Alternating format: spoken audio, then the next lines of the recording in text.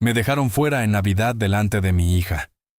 15 minutos después, mi abuela descubrió que habían falsificado su firma para robarle la finca y los echó de casa para siempre.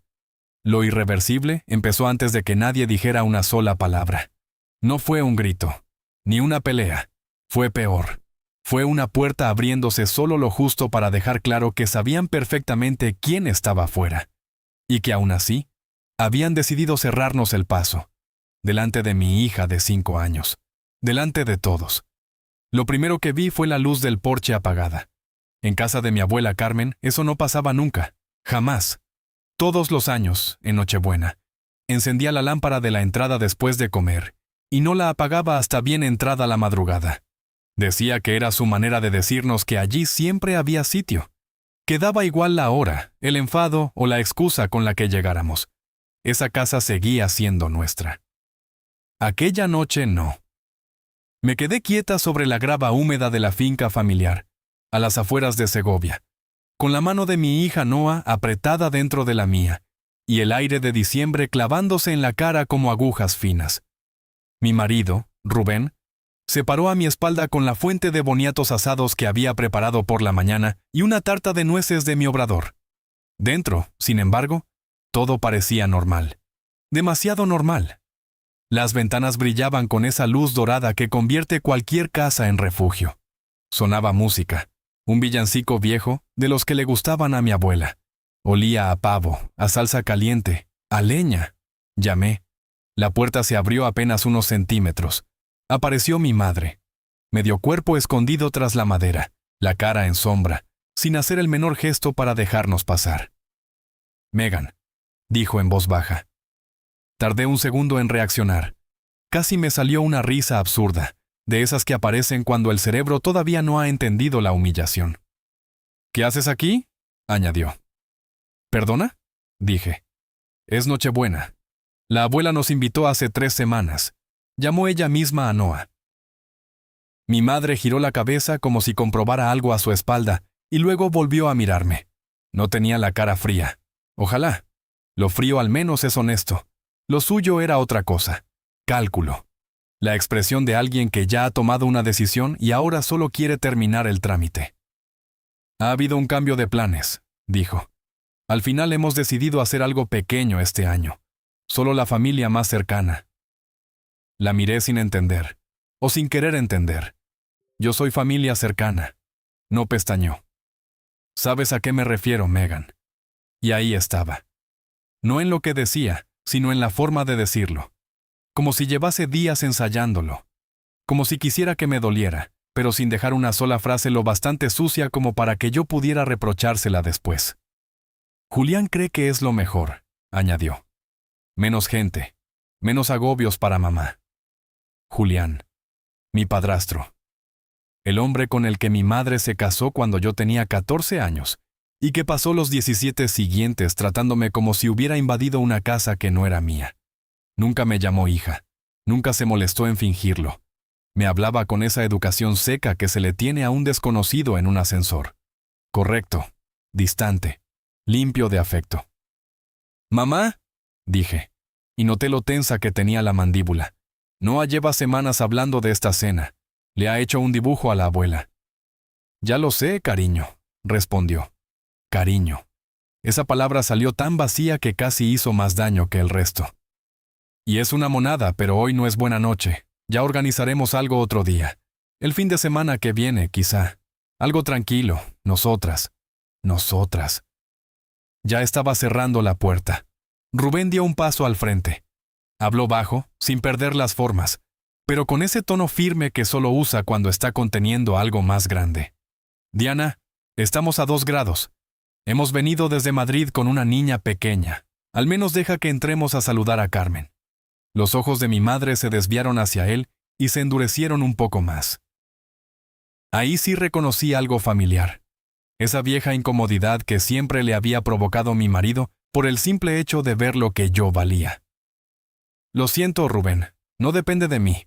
Julián lo ha organizado todo este año. Quiere que sea algo íntimo, íntimo». La palabra se me quedó clavada, porque detrás de ella seguía sonando la música, porque alguien se rió, porque olía a canela y mantequilla, porque habían puesto una mesa completa mientras yo seguía en el escalón, con mi hija congelándose a mi lado y un plato en las manos como una idiota a la que no habían tenido ni la decencia de avisar. Antes de que pudiéramos decir nada más, la puerta se cerró, no de golpe. No hubo portazo. Fue peor. La cerró despacio con una suavidad tan estudiada que parecía una ceremonia. Luego sonó el clic de la cerradura.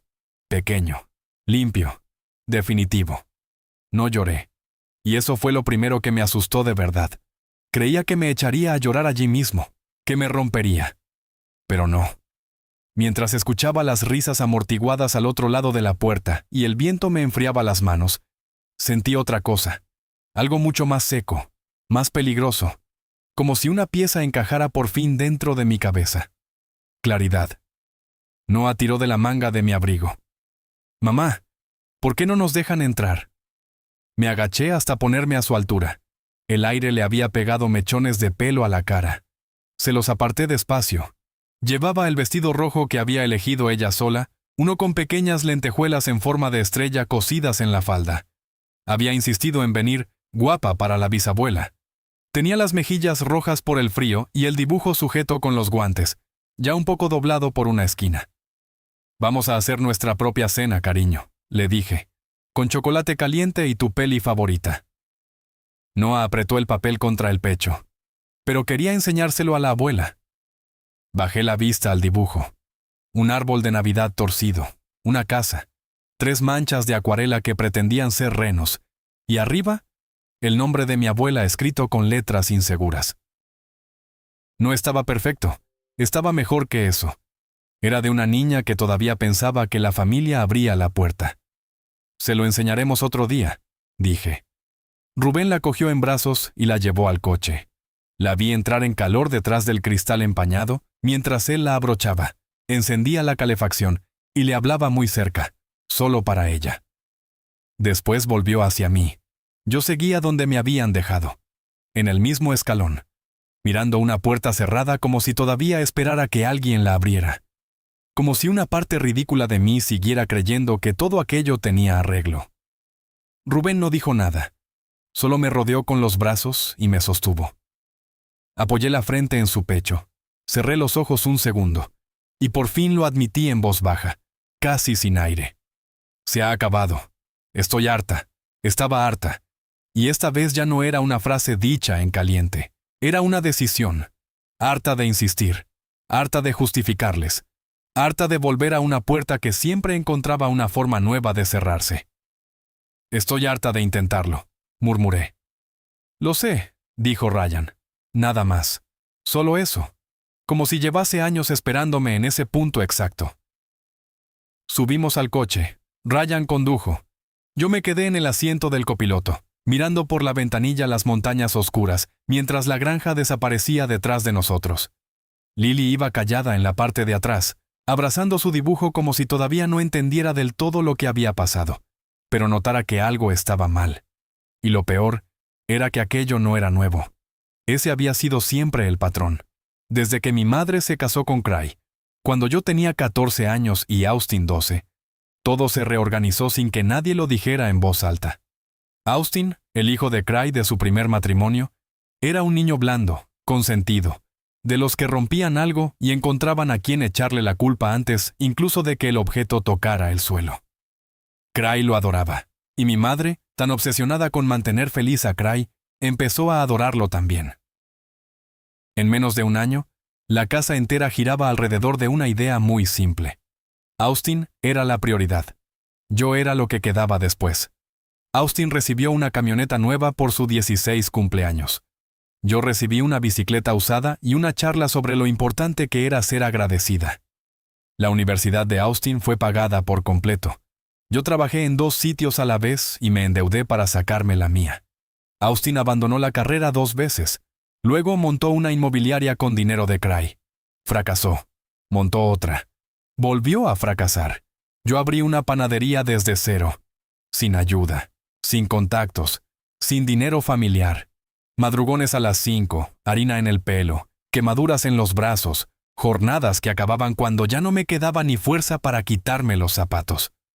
Durante 3 años levanté ese negocio cliente a cliente, pedido a pedido, hasta que por fin empezó a dar beneficios y pude contratar a un pequeño equipo.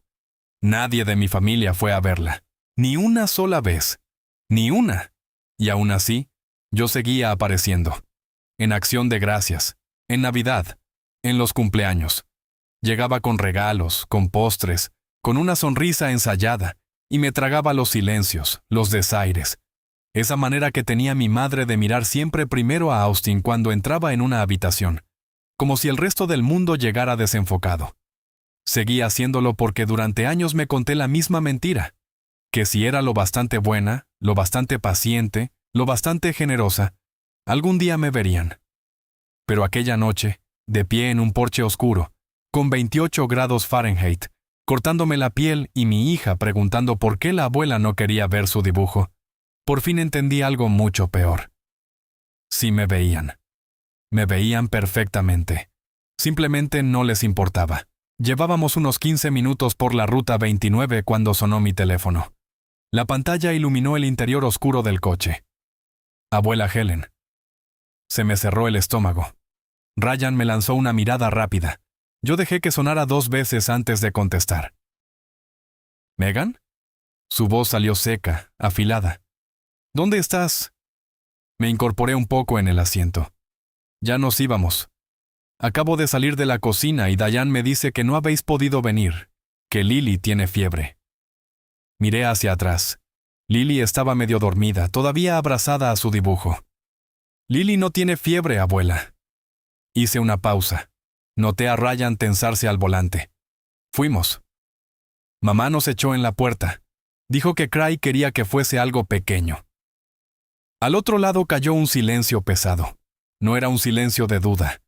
Era de esos silencios que cambian la temperatura del aire, como cuando todo se queda quieto justo antes de una tormenta. Cuando mi abuela volvió a hablar, su voz ya no era la misma.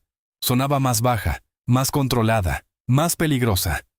Era la voz de la mujer que había criado sola a 4 hijos después de la muerte de mi abuelo. La misma que había llevado una granja de 200 acres durante 30 años sin pedir ayuda a nadie. La mujer que nunca retrocedía. «Da la vuelta», dijo. «Vuelve ahora mismo». Ryan me miró. Yo miré a Lily por el retrovisor. Se había dormido por completo, con el dibujo aún en la mano. «Abuela, no quiero montar una escena», dije. «Tú no vas a montar nada», respondió ella. «La voy a montar yo». Ryan giró el coche sin esperar a que yo dijera una palabra más. El trayecto de vuelta se me hizo eterno. Cada milla era una pelea entre la parte de mí que quería sacar a mi hija de aquella familia para siempre, y la parte que todavía confiaba ciegamente en Helen. Porque ella era la única persona de esa casa que siempre me había tratado como si yo importara. Cuando me gradué en la universidad, condujo 3 horas para estar allí. Cuando abrí la panadería, fue mi primera clienta. Cuando nació Lily, la sostuvo en brazos durante 2 horas y lloró. Cuando regresamos a la granja, la abuela Helen ya nos estaba esperando en la puerta del jardín. Llevaba su viejo abrigo camel y las gafas de lectura sujetándole el pelo blanco sobre la cabeza. En la oscuridad parecía pequeña, pero estaba erguida como alguien que no solo conocía cada centímetro de aquella tierra, sino que seguía mandando sobre ella. Se acercó al coche y abrió la puerta de Lily. Con cuidado, le desabrochó el cinturón y la tomó en brazos. Lily se removió un poco. «Abuela Helen». «Hola, pequeña artista», susurró ella. «He oído que has hecho algo precioso para mí». Lily sonrió, todavía medio dormida, y levantó el dibujo arrugado. La abuela Helen lo miró como si le estuvieran entregando una obra de museo. «Este es el pavo más maravilloso que he visto en mi vida», dijo. «Vamos a ponerlo en la nevera para que todo el mundo pueda verlo. Todo el mundo». Entramos por la puerta lateral del jardín. La cocina estaba cálida, cargada de olor a salvia, mantequilla y comida recién hecha. Desde el comedor llegaban voces, risas y el tintineo de las copas. Y entonces quedó claro. No había nada de mantenerlo pequeño. Había al menos 20 personas allí, vecinos, familiares, amigos, incluso socios de Cry. Ryan apoyó una mano en mi espalda. «Estoy aquí», dijo en voz baja. Pase lo que pase, estoy aquí. La abuela Helen sentó a Lily en una silla de la cocina. Le puso delante un plato de panecillos calientes y un vaso de sidra de manzana, y luego se giró hacia el comedor. Lo que iba a pasar ya estaba decidido antes de que nadie levantara la voz. Mi abuela lo dejó claro con un gesto mínimo. Se pasó la mano por el abrigo, se recolocó el pelo y cruzó al comedor con esa calma que solo da miedo cuando sabes de lo que es capaz quien la sostiene. Las conversaciones no se cortaron de golpe. Fueron apagándose una a una, como si la habitación entera notara antes que nadie que acababa de entrar el verdadero centro de gravedad de aquella casa. Yo me quedé en el umbral de la cocina, sin moverme, viendo cómo avanzaba hasta la punta de la mesa. Allí estaba sentado Cray, en su sitio, en la silla de siempre. Mi abuela ni le pidió permiso ni le dedicó una escena. Se detuvo a su lado y lo miró. Solo eso, lo suficiente. Al cabo de unos segundos, él se levantó y se apartó, incómodo, como alguien que de pronto recuerda que ha ocupado un lugar que nunca le perteneció. Gracias, dijo ella sentándose. Después alzó la vista y fue recorriendo una cara tras otra. Mi madre tenía esa sonrisa tiesa que solo aparece cuando ya sabe que algo se le viene encima. Cray mantenía la mandíbula clavada, rígida. Austin seguía medio recostado, con el móvil en una mano y el bourbon en la otra, fingiendo una tranquilidad que ya empezaba a resquebrajarse. Antes de seguir, voy a decir unas cuantas cosas, anunció mi abuela. Lo hizo con un tono casi cordial, casi agradable. Pero yo conocía demasiado bien esa voz. Debajo había hierro. Claro, mamá, respondió mi madre, demasiado rápida. Los dedos le daban vueltas a la copa sin parar. Mi nieta Megan ha llegado esta noche con su marido y con su hija, dijo la abuela Helen. Ha conducido 3 horas para estar en esta mesa. Hizo una pausa. Y la han dejado fuera, en la puerta principal. Le han dicho que no había sitio. Le han dicho que Cray quería una cena pequeña. El silencio cayó con un peso seco. Toda la mesa se quedó quieta. Los ojos saltaron de mi abuela a mi madre. La sonrisa de ella no desapareció, pero se le endureció de golpe, como si ya no le obedeciera la cara. Eso no es exactamente así. Ha sido una confusión, se apresuró a decir. Yo pensé que, con Catherine atendiendo y con la mesa ya montada, quizá no era el mejor momento. Mi abuela levantó una mano. Nada más. Ni un golpe, ni un reproche. Y aún así mi madre se cayó en mitad de la frase. «Diane», dijo Helen, «esta casa es mía. Esta mesa es mía. Esta celebración también. A Megan la invité yo, hace 3 semanas. Y llamé a Lily a su teléfono rosa para pedirle que me trajera un dibujo. Entonces la miró de frente. No había rabia en su expresión. Había algo peor. Desprecio contenido. Decepción vieja. El tipo de mirada que no estalla porque ya ha pasado al juicio. Le dijiste que no había espacio en una casa que tiene 14 habitaciones vacías. Mamá, no fue así, intentó mi madre. Entonces explícalo. Mi abuela no alzó la voz. No hacía falta. Explícales a todos por qué mi nieta estuvo esperando en un porche oscuro, en pleno frío, con una niña de 5 años, mientras dentro se servía la cena y corría el vino. Mi madre abrió la boca, la cerró, volvió a abrirla. Le subieron las lágrimas a los ojos, las de siempre, las oportunas, las que aparecían justo cuando necesitaba dejar de ser la responsable para convertirse en la herida. Entonces Cray intervino. Helen, creo que esto se está exagerando. Solo ha sido un malentendido.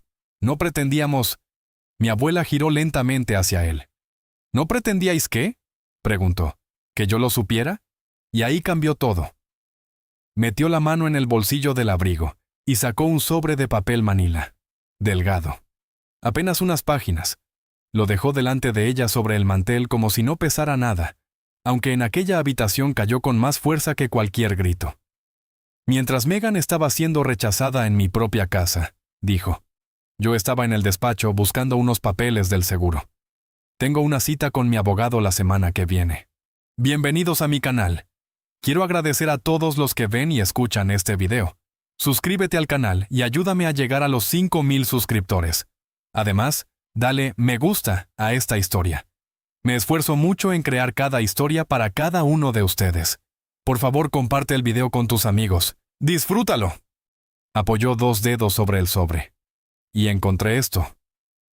El aire de la estancia se volvió espeso. Ni Austin miraba ya el móvil. Mi abuela sacó los documentos con una lentitud deliberada y los sostuvo para que todos pudieran verlos. Son papeles de transferencia de propiedad. Tienen fecha de hace 6 meses. Llevan una firma puesta en mi nombre. Según estos documentos, 38 acres de terreno, la parcela del arroyo, el granero viejo y los derechos de explotación de la madera han pasado a una sociedad llamada Ridgeline Capital Holdings, LLC. Clavó los ojos en Austin. «¿Tu empresa?» A Austin se le vació la cara. «Yo no firmé esto nunca», continuó ella. «No conozco esa sociedad. Y desde luego no he regalado tierras que pertenecen a esta familia desde hace 4 generaciones». Mi madre se levantó de la silla de golpe. «Mamá, déjame explicarte». «Siéntate, Diane». Se sentó. De inmediato. Mi abuela giró la última hoja y mostró el reverso. «Aquí está el sello notarial», dijo. «Esta mañana he hablado con la notaria, Brenda Jahoff. Ha sido sorprendentemente clara cuando le he mencionado la posibilidad de poner esto en manos del fiscal general del estado». Se hizo un silencio todavía más duro. Me ha contado que Cray apareció en su oficina con estos documentos. Le dijo que yo estaba mayor, enferma, en cama, y que le había dado permiso para firmar por mí. Volvió la cabeza hacia él. «Falsificaste mi firma». A Cray se le fue el color de golpe. «Helen, estás haciendo una acusación gravísima». «¿No? Estoy nombrando un delito grave». Sacó otro papel del interior del sobre. «Y esto es una carta de mi abogado. Confirma que la transferencia es fraudulenta y que ya está preparando la derivación formal al fiscal del condado». Entonces, Austin se puso en pie de un tirón. La silla raspó la madera con un sonido tan brusco que nadie apartó la vista de él. «Esto es absurdo», soltó. «Esas tierras iban a acabar siendo mías igualmente». Y en el mismo instante en que lo dijo, quedó claro que acababa de enseñar más de la cuenta. Lo que dijo después no dejó heridos, dejó expulsados.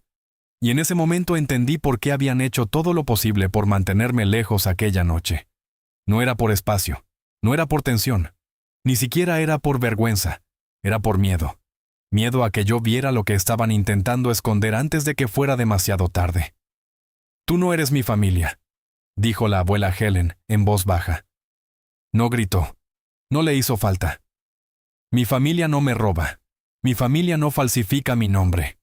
Y mi familia no deja a mi nieta fuera, pasando frío, para que nadie empiece a hacer preguntas». Luego giró la cabeza hacia mí.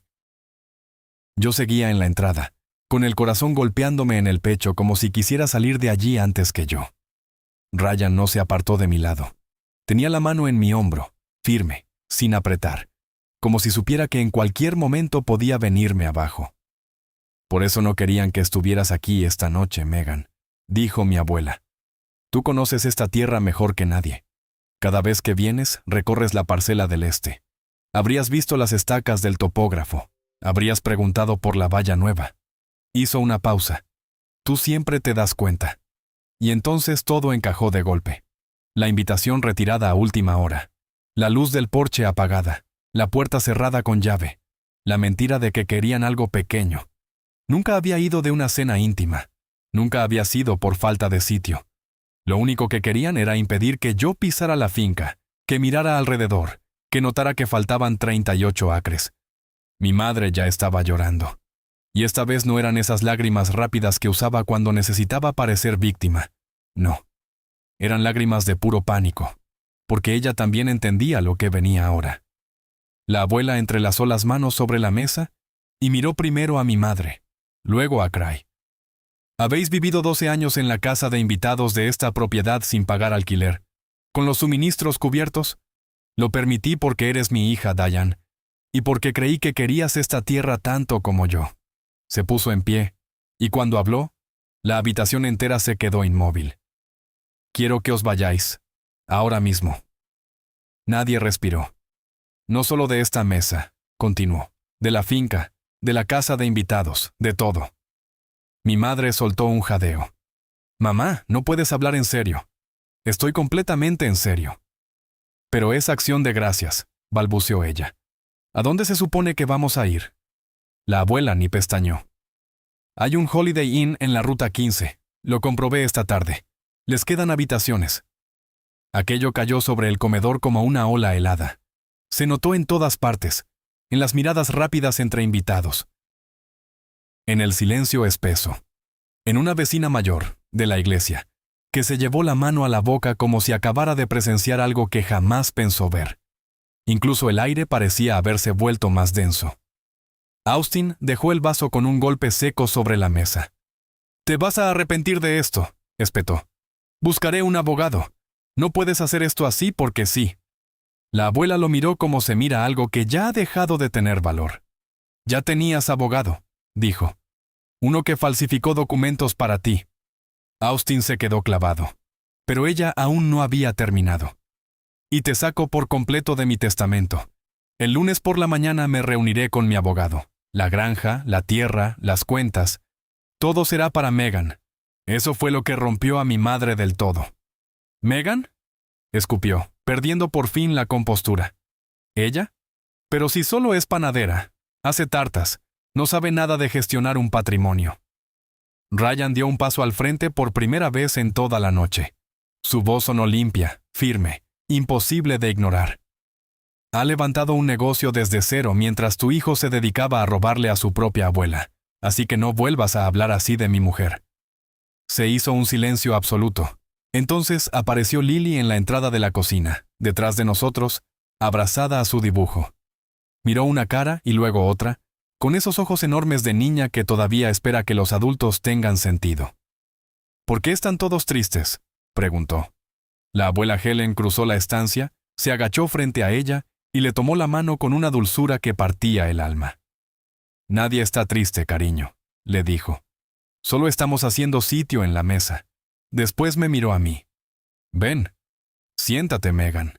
Tú y la niña, aquí, a mi lado. Escribe en los comentarios qué opinas de esta situación. ¿Cómo la manejarías? Valoro la opinión de todos». Miré hacia mi madre. Seguía de pie, con el rímel corriéndole por las mejillas, aferrada al respaldo de la silla como si aquello pudiera sostenerla. Cray ya se estaba poniendo el abrigo, tieso de rabia, con la cara cerrada en una furia muda. Austin aporreaba el móvil con los pulgares, seguramente llamando a alguien que ya no podía salvarlo. Y en ese momento sentí que algo se soltaba dentro de mí. Algo viejo, algo pesado, algo agotado. Durante 31 años había arrastrado el peso de intentar merecer un sitio en una familia que nunca pensó dármelo. Había confundido su rechazo con un fallo mío. Había medido mi valor con su indiferencia y, claro, siempre salía perdiendo. Pero allí, en casa de mi abuela, viendo cómo por fin tenían que tragarse lo que habían hecho, lo entendí de una vez. Ese peso nunca había sido mío. Era de ellos, de Cray, de Austin, de mi madre. Fueron saliendo de la granja uno detrás de otro. Mi madre se detuvo un segundo en la puerta y me miró. Durante un instante creí que iba a decir algo de verdad, algo limpio, algo que no sonara a excusa. Pero no. Solo negó con la cabeza y salió al frío.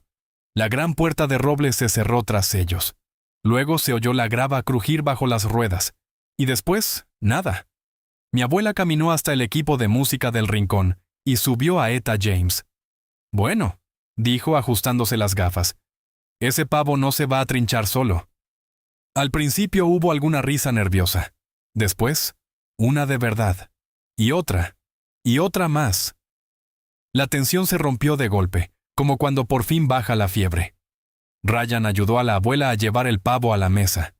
Lily se sentó en la silla de al lado, con su dibujo ya pegado detrás de ellas, bien visible. La abuela levantó su vaso de sidra en lugar de vino, para que Lily pudiera brindar también. «Por la gente que aparece cuando tiene que aparecer», dijo. «Y por las puertas que se cierran detrás de nosotros, para que puedan abrirse otras mejores». Aquella noche comí más que en años. Y la comida sabía distinta cuando ya habías dejado de esperar una calidez que nunca iba a llegar. La luz volvió a encenderse. Pero no esa noche. Esa noche solo empezó a doler de otra forma. Y aún así, Ya nada podía volver a apagarse como antes.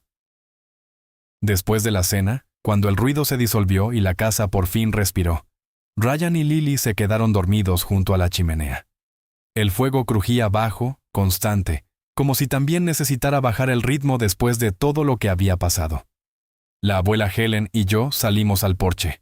La luz estaba encendida otra vez. Nos envolvimos en mantas gruesas y nos sentamos lado a lado, con una taza de manzanilla entre las manos. El aire era frío, limpio. Cada exhalación se convertía en una nube blanca que se deshacía despacio frente a nosotras. «Debí verlo antes», dijo ella. No lo dijo como excusa, lo dijo como una cuenta pendiente consigo misma. «Lo de las tierras, la forma en que te apartaban», añadió. «Debí prestar atención». «Lo paraste», respondí. «Eso es lo que importa». Negó con la cabeza, despacio. «No. ¿Sabes qué es lo que de verdad me duele?». Me miró. «No es el dinero, ni siquiera la tierra. Es que usaron a mi propia hija para dejarte fuera de mi casa». Se quedó un segundo en silencio. «Tú y Lily habéis sido las únicas que venís aquí sin querer sacar nada. Solo por estar». No supe qué decir. Nos quedamos calladas. En algún punto del valle ladró un perro. El cielo estaba limpio, lleno de estrellas duras y brillantes, como si el frío las hubiera afilado. «Abuela». «Dime». «Gracias por volver a encender la luz del porche». Ella giró la cabeza y me apretó la mano. «Nunca estuvo apagada, cariño», dijo. «Tu madre solo quitó la bombilla». Un año después, la casa olía a canela y azúcar tostado. Eran las 5:12 de la mañana y yo estaba en la cocina, como siempre. Pero esta vez no trabajaba para clientes. No había pedidos, no había urgencia. Estaba preparando la tarta de cumpleaños de Lily. 3 capas de bizcocho de vainilla, crema de mantequilla suave y flores de fondant, que ella misma había dibujado días antes, sentada en la mesa con los codos llenos de colorante. Ryan estaba fuera, cortando leña. A través de la ventana veía su aliento en el aire frío, subiendo y desapareciendo con la primera luz del día. Lily seguía dormida arriba. Su habitación estaba cubierta de dibujos. La abuela Helen los había colgado todos, sin excepción, como si cada uno fuese importante. 12 meses habían cambiado más de lo que pensé posible. El fiscal del condado presentó cargos contra Cray por falsificación y fraude. El caso seguía su curso, lento, pero firme. Austin desapareció casi al mismo tiempo que su empresa. Se marchó a Florida, cambió de número y dejó de existir para todos nosotros.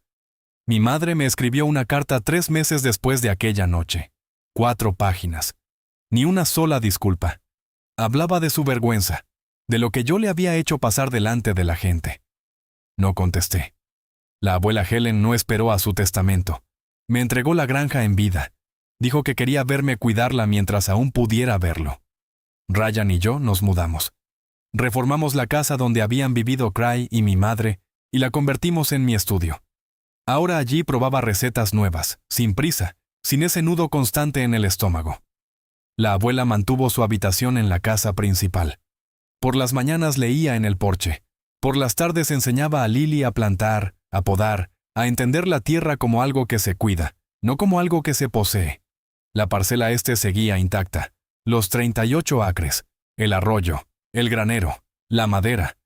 La recorría cada domingo como siempre había hecho. Pero ahora el silencio era distinto. No porque hubiera papeles firmados, sino porque ya no tenía que justificar por qué estaba allí. Porque nunca había dejado de ser mío, en la única forma que importaba.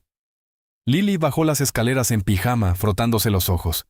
Se había quedado sin los 2 dientes de delante, y eso hacía que cada palabra sonara un poco torcida. Se subió al taburete y se quedó mirándome terminar el glaseado con una concentración absoluta. «Mami, dime. ¿Te acuerdas de cuando fuimos a casa de la abuela y no nos dejaron entrar?». Se me quedó la mano quieta. La miré. «Sí, me acuerdo». Asintió, muy seria.